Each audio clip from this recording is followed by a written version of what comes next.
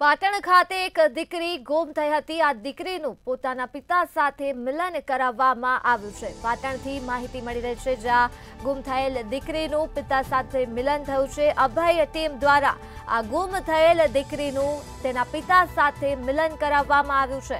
મહિલાને ફોસલાવીને પિતાના મિત્રએ જ તેને ઘરમાં રાખી હતી, ત્યારે મહિલાનું સૌપ્રથમ કાઉન્સેલિંગ કરવામાં આવ્યું અને ત્યારબાદ મહિલા સાથે મારઝૂડ થઈ હોવાની માહિતી પણ સામે આવી છે। મહિલાને તબીબ સારવાર આપવામાં આવી છે। માહિતી પાટણથી સામે આવી છે, જ્યાં ગુમ થયેલ દીકરીનું આજરોજ પિતા સાથે મિલન કરાવવામાં આવ્યું છે।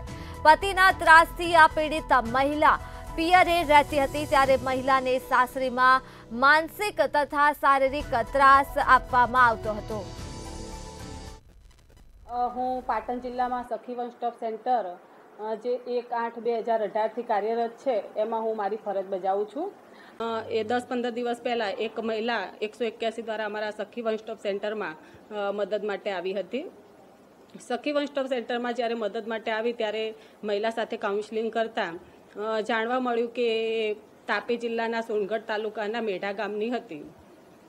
એની ઉંમર 35 વર્ષની હતી અને એના મેરેજ પણ થયેલા હતા, પરંતુ પતિ પત્ની વચ્ચે અણબનાવના કારણે બેન એમના પિયરમાં રહેતા હતા।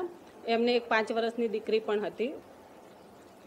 દીકરી એની સાથે જ હતી, પરંતુ બેન એમના જે કંપનીમાં કંઈક કામે જતા હતા, એમના પતિ જ્યાં કામ કરતા હતા ત્યાં એ બેન મંદિરમાં દર્શન કરવા માટે ગયા હતા।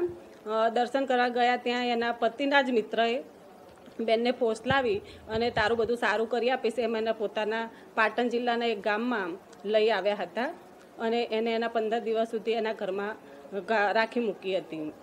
ત્યારબાદ બેન ત્યાંથી મોકો શોધી અને હાઈવે ઉપર આવી અને રાત્રિના સમયે 100 નંબર 181ની હેલ્પ માગી હતી।